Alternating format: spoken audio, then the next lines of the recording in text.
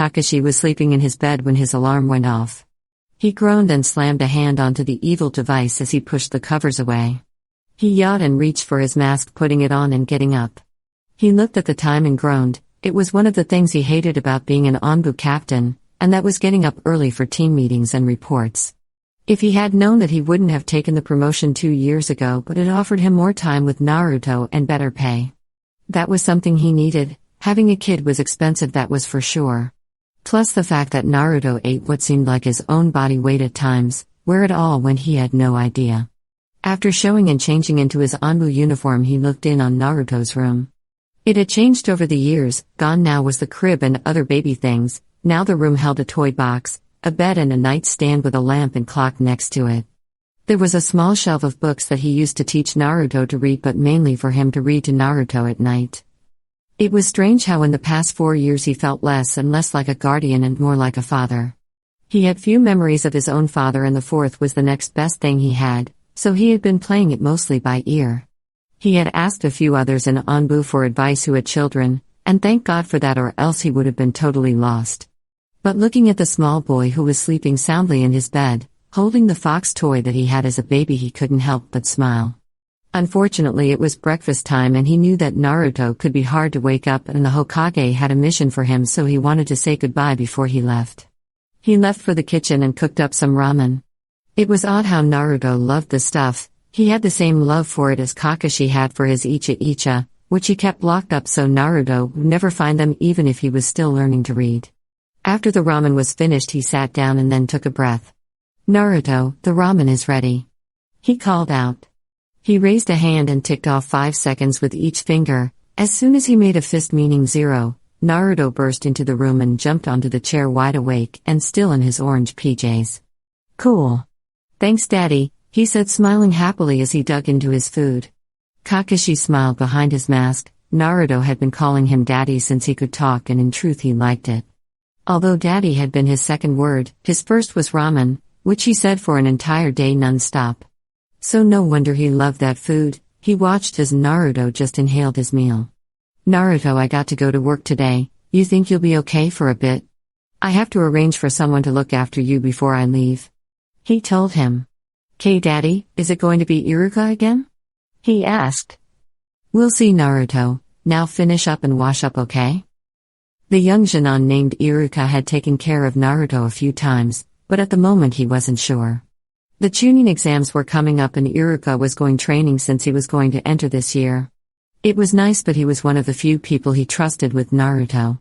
Over the years he had been aware of certain things when Naruto was alone out on the streets.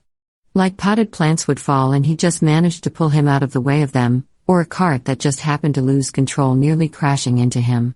One night he had known someone had snuck into his home, and looking around he found a few black widow spiders in Naruto's crib. They were random and spaced out, but he knew that someone or someones were targeting Naruto. He told the Hokage, of course, but the only thing he could do without evidence was to increase Onbu patrols around Naruto just in case. This of course lessened the accidents, but still they would happen. Some, even Kakashi, weren't sure if they were just accidents or if he was just getting paranoid. After making sure Naruto would be okay for at least a few hours, he realized that he was running a bit late. He guessed he wouldn't be able to visit the memorial this morning again, so he just would when he got back. It was the least he could do to honor the memory of those that he cared for after all. He put on his Onbu mask, that of a wolf, and made his way to the Hokage's office. He found the man at his desk trying to once more at battle with his arch-nemesis, the dreaded paperwork. He smirked behind his mask, both of them actually, since he still had on his regular one under that. Well, 3 if you counted the other mask under his usual one he sometimes wore. "Hey, sorry I'm late, Hokage-sama, an old lady needed help crossing the street," he said, taking off the wolf mask. The old man gave a grunt trying to hide his smirk. Hatake always seemed to have an excuse. "Well, now that you're finally here, I have a mission for you and your squad. Tell me you remember Anko, right?" "Oh yeah, the girl Kai's team found," Kakashi said as he remembered her. She had been taken by Orochimaru a few years ago and after about a year turned up alone on the beach. She had been starving and dehydrated. In fact, if the Onbu team hadn't found her, she might have died after a few more days. She had been taken care of, but her memories had a lot of holes in them. She sometimes got flashes now and then of something, but nothing much beyond that. He also knew of her mark, the dark seal that Orochimaru put on her. Kakashi was learning about seals lately, and all Anbu were told of the seals and to keep an eye out for anyone else that had them. "How is she doing these days?" he asked him. "Pretty good," he gave a small smile. "That first year back was really hard on her, but she's turning out to be a great chunin. In fact, don't be surprised if in a year or so she makes jonin. But she's also remembered something lately. She had another of her flashes, and I've been trying to help her remember. She thinks she remembers an area where Orochimaru might be or is. So you'll be taking her along to see if you can find anything." Kakashi nodded. "Got it, but there's another thing that I need help with. I need someone to look after Naruto, and well, I would like someone that can take care of himself. Lately I've been worried that someone is getting a bit more bold in harming him." The Hokage nodded his head. He heard everything Kakashi had told him, and it was worrying the old man. That was why he had looked up someone special for looking after Naruto. He was a bit unorthodox even by Konoha standards, but he was still one of their best. "I already have someone planned for that. Guy, you can come in now," he called out. The doors opened and in walked in a jonin with the usual vest, but he wore bright green spandex suit and had the strangest haircut. It looked like a bowl cut of some kind as he had pure black hair. He grinned with unnatural white teeth. Kakashi thought he could actually see them shine when he smiled as he gave him a thumbs up. "Ah, so this is the mighty Kakashi, the famous copy ninja," the strange ninja said to him. "I'm Mido, guy sometimes referred to as the Green Beast. I'm sure you remember me, after all we were on a couple of missions together." Kakashi looked at him for a moment in silence in a thinking pose. "Nope, never heard of you, and as odd as it is, I don't remember you either." Guy nearly face-planted at that as Kakashi turned to the Hokage. "Is he on any medication that I should be aware of?" "Not that we know of," the third said under his breath. Guy was right back up to his old self and a second clapping a hand to Kakashi's back. "Don't worry, your youthful child is in perfect hands. If anything happens, I'll do 1,000 laps around Konoha on my hands with ways on my legs." He did the same flashing grin and thumbs up again. Kakashi suddenly had a very strong sense of doom at the moment. Later, Kakashi was with Naruto as he was watching a kids program on the TV happily. "Now Naruto, be good to Guy, okay?" "Okay, but can I get Iruka next time?" "I really like him, Daddy," he said over his shoulder. "Yeah, he's a good young man, but behave with Guy, okay?"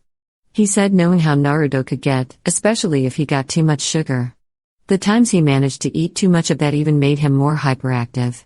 It was insane how such a little boy could get that hyper. He swore with all that energy he could run up and down the Hokage monument several times before getting tired. "Daddy, how long will you be gone?" Naruto asked, a little worried. He hated it when his dad had to leave. He knew it was his job and all, but he didn't like it. His dad always knew what to do. He remembered when he was scared of the monster in his closet, his dad had come in asking him what was wrong and he told him about the monster. The next thing Naruto knew, his father threw several kunai into the closet in the blink of an eye. "There now, Naruto, if the monster is still in there, he's not happy, and if he comes back, just remember, any monster that wants to harm you has to get through me first." After that, Naruto slept peacefully in his room, not afraid of any monster because he knew his daddy would protect him. So he always worried that something might happen when his dad was gone, but then again his dad was strong and brave and he wanted to be just like him. Kakashi thought about it. "I'm not sure, but I promise I'll hurry, okay?" "Okay, Daddy." He smiled broadly at his dad and Kakashi couldn't help but smile back. The doorbell rang and Kakashi went to it. He opened it up to see Guy there giving one of those bright smiles. He pulled him in before he could start going on again about youth and stuff like that. "Now look, I'll be gone for a few days, so take good care of him. There's a list of things you should know on the fridge, and careful not to give him too much sugar, and you do remember what you were told about Naruto and what to watch out for, right?" Guy nodded, getting a bit more serious at that last part. He knew that certain people weren't too happy with Naruto and that anyone could be after him. He did honor the late Hokage's wishes, and besides, to him, anyone that would harm a small boy was the more unyouthful people that deserved no respect from him. "No worries, Kakashi. I'll see to his safety and you can trust me." He flashed his grin and gave the thumbs up. Kakashi just sighed as he went to introduce Naruto to Guy. Outside his apartment, however, two shadowy figures were looming across the street. Both wore cloaks that hide the ninja garb under their vestments. They were a couple of missing outlaw ninjas that had turned from their village. They had been hired to sneak into this village to assassinate, of all things, a young boy. Even among missing nin, some still had some standards, but these two were not one of them. "What do you think, Ichigo?" his partner asked. "I think we should wait until Kakashi leaves Renji," he said to him. There was no way that they wanted to fight Sharingan Kakashi. When they were told who was protecting the boy, they found out the reason why they were being paid so much. Although their employer, whoever it was, had made sure there was a way in and out for them and that their mission was timed so that Kakashi was far enough away, it was still a little unsettling. They heard the stories and they didn't want to fight the Jonin, so they would wait until he was a long distance away. That way, if they were found out, at least they had a good head start in getting the hell out of there. Besides, the one in the green didn't look like that much of a threat anyway. "We wait and get ready. Ichigo, I want you to shadow them and take the boy out from a distance with your poison. I'll set up a backup plan just in case," Renji told his partner. After that, Kakashi left his home and made his way to the gate, hoping that he wasn't too late. When he got in range of the massive gate, he could see two of his fellow Anbu there, with a girl a little younger than he was, with purple hair pulled up at the back of her head.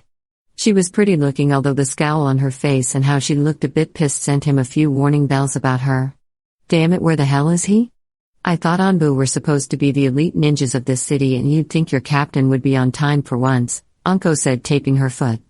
Unfortunately, he's has trouble with the time apparently, one of the Anbu said. He knew all too well that their captain was always late. It was a running joke that Kakashi would be late for his own funeral one day. She then noticed an Anbu walking up towards them. She guessed this was the one they were waiting for. "Sorry about that, I got lost on the road to life," he simply said to them all. Anko raised an eyebrow. "Lost on the road of life? What the hell does that even mean?" "You got a lot of nerve, buddy," she growled out, getting into his face. "The least you could do is show up on damn time. I don't care if you are an Anbu, I'd still kick your ass." "Duly noted," Kakashi said in a bored tone, although he could feel the killer intent from the young woman. He made a mental note not to piss her off any further, or he'd have to see just how good she really was. "Fine then, let's go before I forget anything important," she said, and Kakashi noticed the slightly more serious and darker look on her face. He had no idea what it had to be like living with giant holes in your memory, although sometimes he wondered if he would be better forgetting certain things as well. Hatake residence. Guy was one of the strongest ninjas there was. He had the patience of a mountain, strong like an oak tree. He had seen hundreds of battles, seen a lot in his young life, but at the moment he was wondering if he could handle such a thing as a hyperactive 4-year-old. "Hey, why do you wear green? Why is your hair like that? What are those big things over your eyes? Do you know my daddy? He's the strongest and bestest there is, and I'm going to be just like him. Are you strong? Can you show me? Can you, mister? What was your name again, mister?" All of this within seconds came from young Naruto. Guy had to admit the flames of youth in this boy was like a blazing inferno. He had never seen a child with so much potential energy. "Oh Kakashi, you have a fine boy." The flames burned brightly in him. "I hope to one day I too will find a boy with flames that match him. He would make the perfect student." He grinned at the boy, and Naruto was surprised by how shiny the tall man's teeth were. "I'm Mito Guy, little Naruto-kun, but you can call me Guy," he said to him. "Okay," Naruto grinned at the tall man. "So Naruto, what do you want to do?" "Play ninja." Naruto suddenly ran off, leaving Guy to search for him. For such a small child he was fast, and Guy went into Naruto's room but couldn't see him anywhere. Guy was surprised that he could hide so fast, but then again he knew the home better than he did. Guy went around searching the room. He opened the closet but only saw a mess in there, nothing but what looked like a pile of laundry that hadn't been cleaned yet. Guy sighed at such a sight. He would have thought Kakashi would have taught young Naruto better than that. He shook his head and went searching for the young boy. He looked in a toy chest with no luck. Then he knelt down to check under the bed. That was when his sense of danger hit him. Like all experienced ninjas, they had learned to trust their gut when someone was watching or about to attack. He heard the feet running and turned just in time to catch the little blonde boy as he jumped at the man. He launched himself into Guy's chest as he caught the giggling boy. "I got ya," he shouted out, and Guy looked across, seeing the disturbed pile of clothing. He smirked, knowing now that the boy had used that to hide himself. Guy had to admit the boy showed some talent, at least for surprises. He got up and placed Naruto on the ground as the young boy gave him a huge fox-like smile. Guy couldn't help but like the kid. He was full of the fires of youth. "Well, my youthful young man, what happens now that you got me?" Guy asked. It's your turn to hide now. Then prepare yourself. Guy decided to show off a bit and threw down a smoke bomb. Naruto looked with wide eyes as the smoke cleared and Guy was gone, then he grinned as he started running around looking for him. He ran out of the room and Guy, who was on the ceiling, smiled down at him. He was using his chakra to stick himself to the ceiling, and when Naruto left, simply and silently landed. He turned around going into a thinking pose, as he thought about Naruto. He had heard how the great Kakashi had taken in the child, and he had to admit he had been surprised. He never pictured Kakashi as the family type. But he seemed to be doing a good job, although Naruto could be a bit more tidy, but maybe he was expecting a bit much from a 4-year-old. He wondered what Naruto would be like when he started his training. That was when he felt a small body wrap around his leg. Got ya again. He looked down, surprised that the boy had come back so quickly. How did you? Daddy uses that trick too, mister. He smiled up at Guy, and the older man just had to laugh. They continued to play for a bit until Naruto got a little tired. While taking a nap, Guy went over the list that Kakashi left. It was kind of simple, usually the do's and don'ts, although what was underlined in red was "don't feed him sugar." In big bold letters. Guy was wondering if Kakashi was being a hen mother or just trying to warm him. He heard the sounds of small footsteps and saw little Naruto rubbing his eye with a yawn. Then he heard the young boy's stomach growl. Hungry? He asked him, and Naruto nodded quickly. So what do you want for lunch? Ramen, he yelled out happily. Okay, but it's a good day out. We shouldn't waste it inside all the time. How about we go outside? I've heard of a place that is supposed to have the best ramen in the city. Guy smiled, seeing how huge Naruto's eyes were now. The little boy loved ramen, but if there was a place that served the best, he couldn't wait to go. He ran over to Guy, hooping up and down, asking to go there. Guy smiled, seeing how suddenly awake he was, and gave a small laugh as he put on his vest. When they left the apartment, the two ninjas that had been waiting finally saw their target. As the two walked on, they started to shadow their prey.